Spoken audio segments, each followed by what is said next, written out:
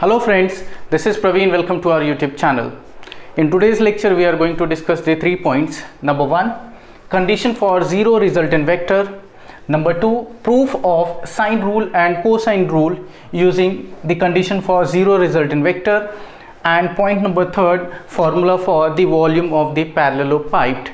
And we will also solve the numericals based on this formula.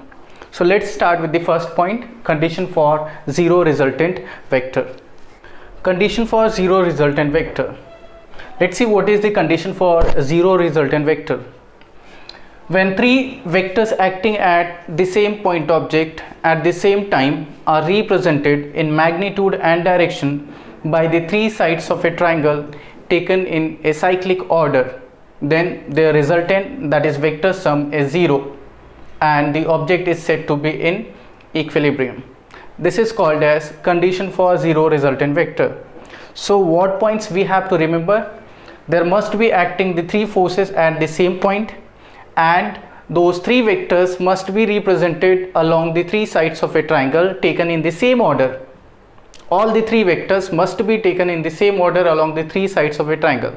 Therefore, the total sum of the vectors, that is their resultant vector, will be equal to 0. This is the condition for the zero resultant vector, and at this time the object will be in equilibrium. Let's see again what is the condition for zero resultant vector. When 3 vectors acting at a point object at the same time are represented in magnitude and direction by 3 sides of a triangle taken in a cyclic order, then their resultant, that is vector sum, is 0 and object is in equilibrium. Here I have taken the 3 vectors, vector A, vector B and vector C, all acting at the same point object O. And therefore these 3 vectors can be represented along the 3 sides of a triangle taken in same order. The vector A is represented as it is.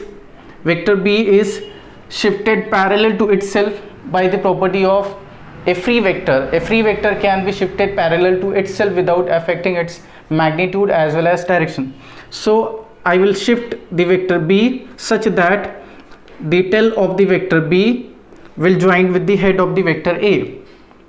And again I will shift the third vector C parallel to itself such that the tail of the vector C will be connected to the head of the vector B, and its head will be connected to the tail of the vector A. In this way, the 3 vectors are represented along the 3 sides of a triangle in a cyclic order, that is in same order. So vector A and vector B both are in same order, so its resultant will be in opposite order, but the third vector is in same order. What will be the resultant of these 2 vectors? Vector A and vector B are in same order, therefore its resultant must be in opposite order. Opposite to what? Opposite to vector C. So opposite vector of vector C is what? It is minus C vector, and minus C vector will be resultant of A vector plus B vector. Therefore I can write here A vector plus B vector equals to, because C vector is not in opposite order, it is in the same order as vector A and vector B, therefore its negative vector will be in opposite order of vector A and vector B, and its negative vector, that is minus C vector, will be resultant of A vector plus B vector, therefore its resultant is what? Minus C vector. Or I can write here A vector plus B vector plus C vector equals to 0. This is what? The condition for zero resultant vector. What is condition for zero resultant vector? If 3 vectors acting at the same point at the same time are represented along the 3 sides of a triangle taken in the same order, then their resultant, that is vector sum, is equal to 0. This is condition for zero resultant vector. If in the question it is given that a body is in equilibrium, then it means that the sum of the forces acting on that object or sum of the vectors acting on that object is equal to 0. So always remember, condition for zero resultant means what? Sum of all the vectors or resultant vector is equal to 0. Based on the condition for zero resultant vector, we are going to prove the sine rule and cosine rule, which we have studied in trigonometric functions. Okay, let's see what is the sine rule. When 3 sides of a triangle are represented by 3 vectors taken in cyclic order, taken in cyclic order, then sides of a triangle is proportional to the sine of the angle between other two sides, that is A upon sine alpha is equal to B upon sine beta is equal to C upon sine gamma. This is what sine rule. Sine rule is what? A upon sine alpha equals to B upon sine beta equals to C upon sine of gamma when the three sides of a triangle are represented by the three vectors taken in same order. We have to prove, we have already studied this sine rule in trigonometric function and we have also proved it. But we have to prove this sine rule using condition for zero resultant vector, that is by vector method. So here I have taken the three sides of a triangle represented by the three vectors, vector A, vector B, vector C, taken in cyclic order or same order. Suppose the angle between B and C is alpha and C and A is beta and A and B is gamma. Alpha, beta and gamma are the angles between the two sides. It is not the angle between the two vectors. Why it is not the angle between two vectors? Because the head of the vector A is connected with the tail of the vector B. Therefore, in this case, the exterior angle will be the angle between two vectors. When head of a vector is connected to the tail of the other vector, then the exterior angle is said to be the angle between the two vectors. Interior angle is the angle between two vectors when either tail to tail of the two vectors are connected or head to head of the two vectors are connected. But here head is connected with the tail of the other vector, therefore the exterior angle is taken as the angle between the two vectors. So what is the angle between A vector and B vector? It is pi minus gamma. Angle between B vector and C vector is what? It is pi minus alpha. And what is angle between C vector and A vector? It is pi minus beta. Alpha is angle between the sides B and C, but pi minus alpha is angle between B vector and C vector. So let's see what is the proof of the sine rule. How to prove the sine rule using vector method. So using condition for zero resultant vector,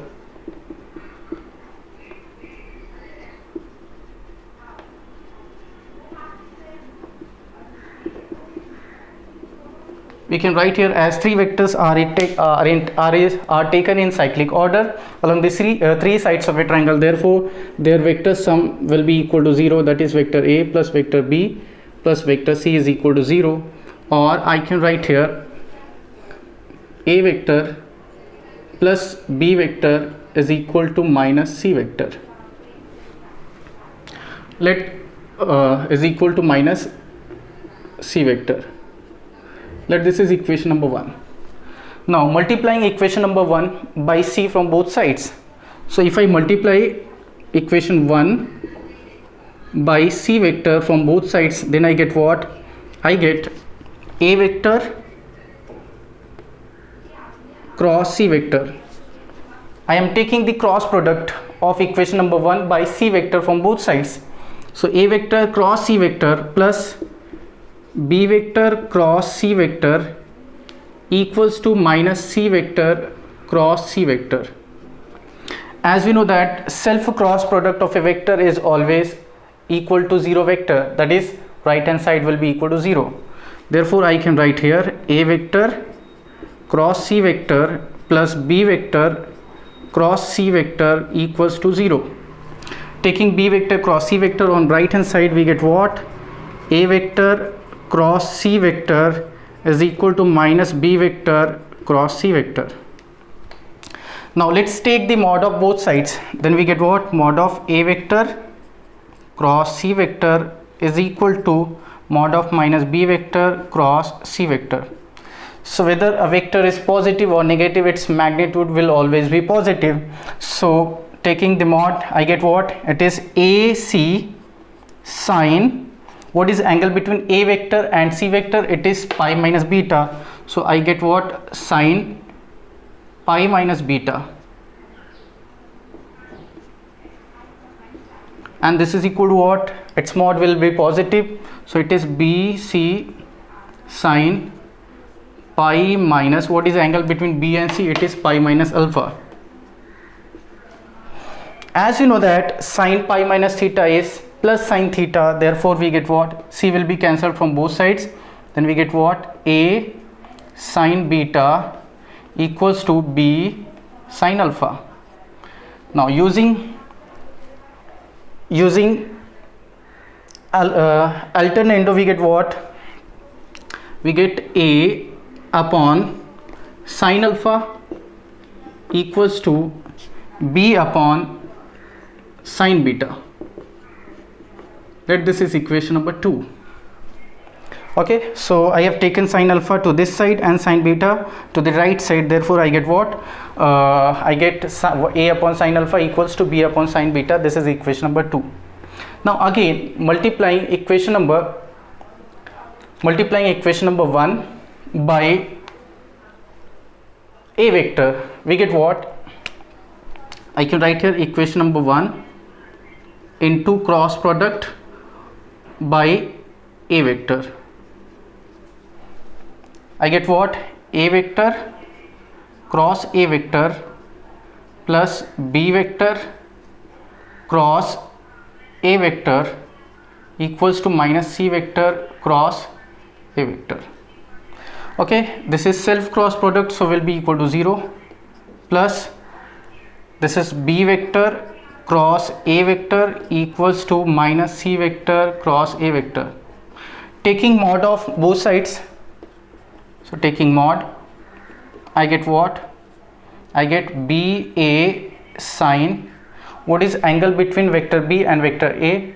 Angle between vector B and vector A is pi minus gamma, and this is equal to C into A, because mod is always positive, so it is CA sine, angle between C vector and A vector is what? It is pi minus beta. So A will be cancelled from both sides, and therefore I get what? I get B sine pi minus gamma is sine gamma, and this is equal to C sine pi minus beta is sine beta. So if I rearrange this term, I get what? B upon sine beta equals to C upon sine gamma. Sine gamma. This is equation number 3.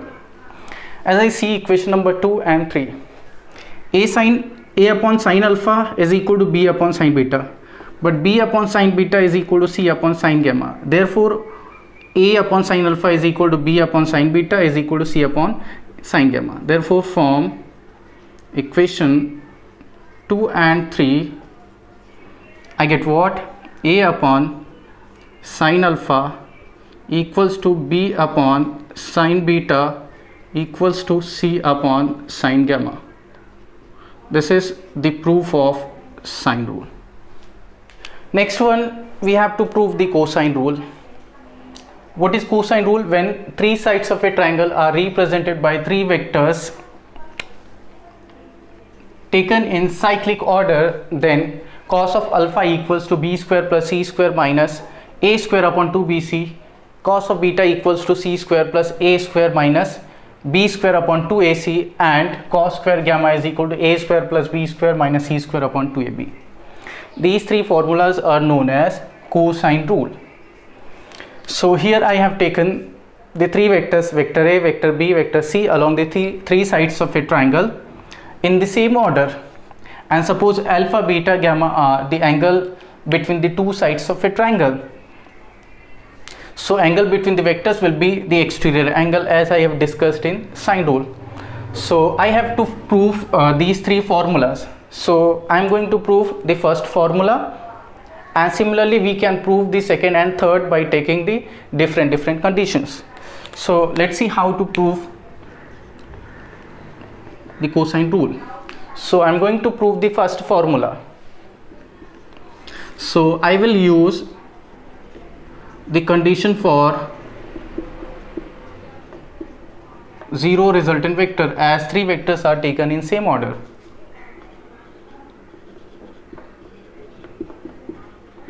And what is that condition? It is the sum of all the vectors is equal to 0. That is vector A plus vector B plus vector C equals to 0, or I can write here vector A plus vector B equals to minus vector C. Let this is equation number 1. Sorry, we have to prove the first one, then I need to take vector B plus vector C equals to minus vector A. So taking the mod of above formula,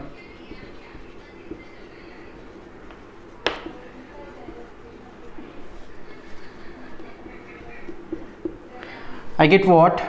Mod of B vector plus C vector, and this is equal to mod of minus A vector. And mod of B vector plus C vector is equal to what? It is equal to square root of B square plus C square plus 2BC cos of angle between the two vectors. So what is angle between B and C? Angle between B and C is pi minus alpha. Alpha is angle between the two sides B and C, but angle between B vector and C vector is what? It is pi minus alpha. So we need to take the exterior angle as the angle between the two vectors, pi minus alpha, and this is equal to what? Square root of minus A the whole square. So I get what? I get square root of B square plus C square, and cos pi minus alpha is minus cos alpha, so here plus sign will be converted into minus 2BC cos of alpha, and this is equal to what? Square root of A square. Now squaring on both sides, we get what? B square plus C square minus 2BC cos of alpha equals to A square. Now if I rearrange this equation, then I get what? I get 2BC equals to B square plus C square minus A square. Sorry, 2BC cos of alpha, and therefore cos alpha equals to what? Cos alpha equals to B square plus C square minus A square divided by 2BC. This is the proof of the first part, which is cos alpha equals to B square plus C square minus A square divided by 2BC. Similarly, if I take from this condition C vector plus A vector equals to minus B vector, and if I take the mod of both sides, then I get the second condition. And if I take A vector plus B vector equals to minus C vector, and if I take the mod of both sides, then I get this third condition. So this is how we can prove the cosine rule using vector method. I have given the proof using the first condition, and I have proved this first one condition. Second one condition can be proved in the similar manner. All right. So I'm not going to prove all these three because all are easy. I have given the method how to prove the first one. Similarly, you can prove the second one by taking C vector plus A vector equals to minus B vector and following the same steps. And third condition or third formula can be proved by taking A vector plus B vector equals to minus C vector and following the same procedure or same steps.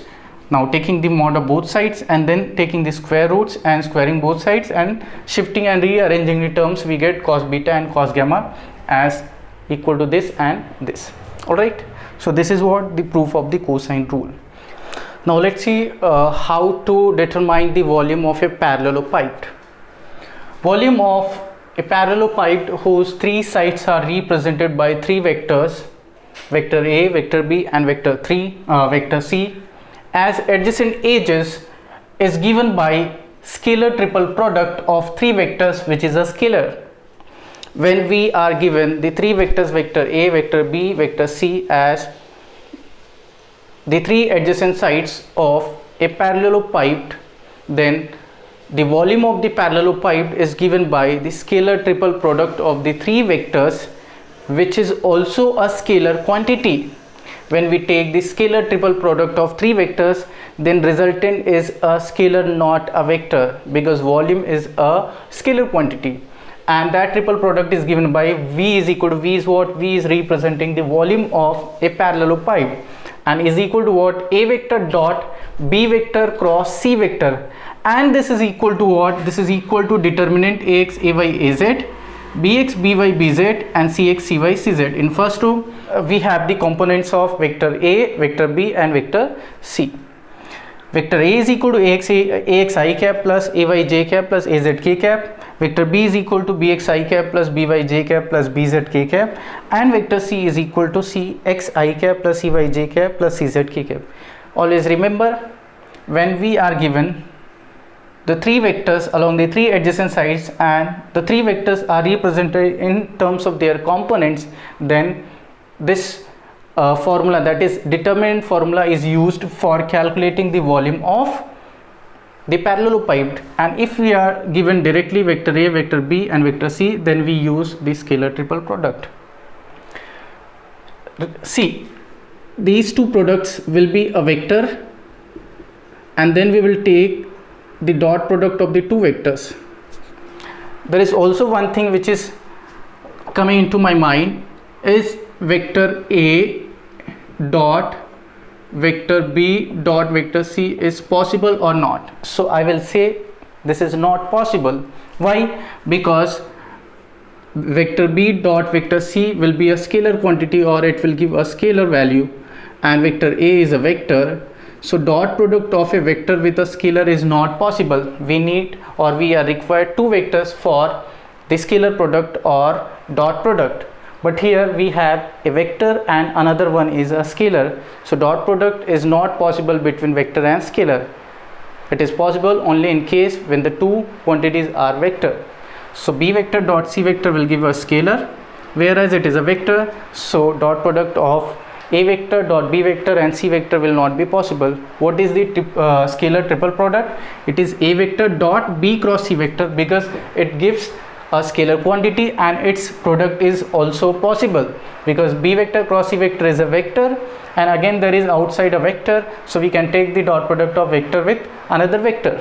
Alright, okay, so we have given the question number 1. If three vectors, vector A is equal to 2i cap plus 6j cap plus 3k cap, vector B equals to I cap plus 3j cap plus 2k cap, and vector C equals to 3i cap plus 2j cap plus k cap are given along three adjacent sides of a parallelopipe, then calculate its volume.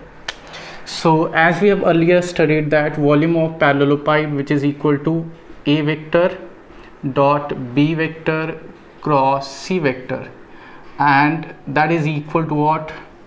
That is equal to determinant Ax Ay Az, that is 2, 6 and 3. And what is Bx By Bz? It is 1, 3, 2. And what is Cx Cy Cz? It is 3, 2, 1. And after solving this determinant, we will get what? We get 2 into 3 into 1, that is 3, minus 2 to the 4, plus 6 into bracket, I get what? 1 into 1, that is 1. Okay, sorry, I get what? 3 into 6, that is 6, and 1 into 1, minus 1, plus 3 into bracket 1 into 2, that is 2, minus 3 3s are 9. And if I simplify it, then I get what? 2 into minus 1 plus 6 into 5 plus 3 into minus 7. Okay, and this equals to what? This is minus 2 plus 6 5s are 30, and plus 7 3s are 21, and minus sign multiplied with plus will get will give minus sign, so it is what? Minus 21. And this is equal to what? 30 minus 21 minus 2 will be minus 23. So 30 minus 23 will be equal to what? 7 unit cube. This is what volume of parallelepiped. Volume of parallelepiped is what? 30 minus 23, that is 7 unit cube. This is what the solution of the question number 1. Now question number 2 is what? The edges of parallelepiped are given by the vectors 2i cap, 3j cap plus 4k cap, comma 4j cap, and third 5j cap plus mk cap. What should be the value of m in order that volume of parallelepiped be 24? So let these three vectors are represented by vector A equals to 2i cap plus 3j cap plus 4k cap. Vector B is represented by 4j cap, and vector C is represented by 5j cap plus mk cap. And we have already given the volume of parallelepiped equals to 24. Suppose it is given unit cube. So what we need to calculate, what is the value of m? So we will use the formula for the volume of parallelepiped, which is what? V equals to A vector dot B vector cross C vector, and that is equal to determinant ax ay z ax ay az in first row, that is 2, 3 and 4. In second row we get what? Bx, by, bz. So bx is 0, by is 4, that is coefficient of j, and the term of k is absent, so its coefficient will be 0. And third row is what? It is cx, cy, cz. Since the I term is absent, so its coefficient will be 0, and the coefficient of j is what? It is 5, and k is what? M. And we are also given that this volume V is equal to what? 24. So this determinant is equal to what? 24, because we have already given that volume is equal to 24. This is also volume, and the given volume is 24. So this volume is equal to given volume. And now let's solve the determinant. This is equal to what? 2 times of the bracket 4 into m, that is 4m, minus 5 into 0, that is 0, plus 3 times of the bracket 0 into 0 minus 0 into m is 0, and plus 4 times of the bracket 5 into 0 and minus 0 into 4, that is 0, and this is equal to what? 24. So if I simplify it, I get what? 4m into 2, that is 8m, plus I get 3 into 0, that is 0, plus 4 into 0, that is 0, equals to 24.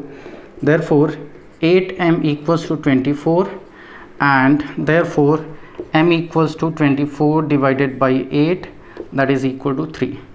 So for m equals to 3, the volume of the parallelepiped will be 24. This is what the answer is 3. Now let's solve a problem based on the sine rule. What is the question? Find the tension in string 1 and 2 as shown in figure below. We have given the figure. This is string 1 and this is string 2, and we need to find the tension in string 1 and 2, and the node is suspended by a weight whose mass is small m. So due to this weight, which is equal to mg, since m is mass, so its weight will be what? Its weight of the block will be mg. Due to its weight, there will be tension in the string 1 and 2, and we need to find that string. This string is making an angle of 30 degree from the horizontal direction. So if I redraw it, or if I draw the free body diagram of this node, suppose this node is given by point O, so I get what? The tension will be in this direction where it is tied to the support. So tension will be T1 along this direction and T2 along this direction, and the weight mg is suspended, which is acting vertically downwards. We have given this angle as 30 degree. So this total angle will be what? Since this is 90 degree, so this total angle will be 120 degree. So I can directly write here this total angle will be 120 degree. Now since this total angle is 180 degree and this is 30 degree, so this angle will be 150 degree. That is, angle between T1 and T2 is 150, angle between T2 and MG is 120 degree, and what is angle between T1 and MG? It is 90 degree. So I can use the sine rule, and we also know that Lame's theorem, which states that if three concurrent forces are acting at the same point and the three forces are balanced, then the force is directly proportional to the sine of the angle between other two forces. That is F1 upon sine alpha is equal to F2 upon sine beta is equal to F3 upon sine gamma. That is called as Lame's theorem, or simply we can use the sine rule. So what is sine rule? It is A upon sine alpha. So what is A? It is T1. Using sine rule, I can write here T1 upon angle between other two vectors, which is sine of the angle between other two vectors, that is sine 120, and that is equal to what? T2 upon sine of the angle between other two vectors, that is sine 90, and that is equal to third vector or third force, that is mg upon sine of the angle between other two vectors, that is sine 150 degree. And therefore we can write here if I take T1 upon sine 120 degree equals to mg upon 150 degree, then I get T1. So let's solve. If T1 by sine 120 equals to sine of 150 degree,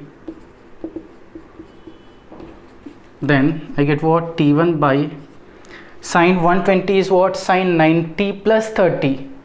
Sine 90 plus 30 is cos 30, which is positive, because in second quadrant 90 plus 30 will be in second quadrant, and in second quadrant sine is always positive and sine will be converted into cos. So sine 90 plus 30 will be cos 30, and this is equal to what? Mg divided by sine 150 is sine 90 plus 60, again it will come in the second quadrant, and sine 90 plus 50 will be cos 50, which is sine 90 plus sine 150 is equal to sine 90 plus 60, which is equal to cos 60, and that is also positive in second quadrant. So I get what? Cos 60 degree.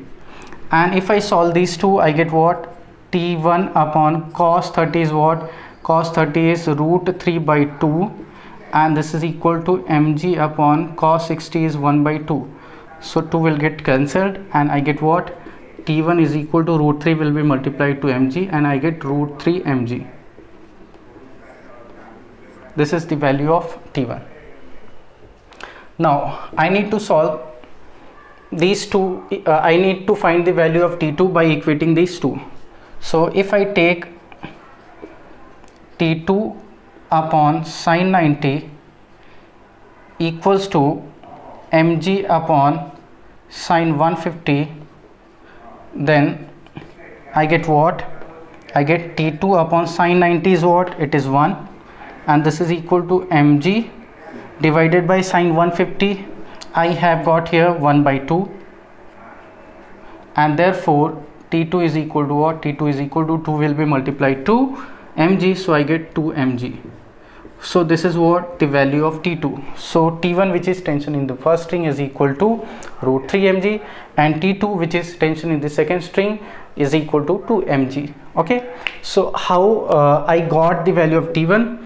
I have used sine rule, and I have equated the first term with the third term. I have taken T1 upon sine alpha is equal to, I have taken T1 upon sine 120 equals to mg upon sine 150. Then I got the value of T1, and I have taken T2 upon sine 90 equals to mg upon sine 150, and therefore I got T2 equals to 2 mg.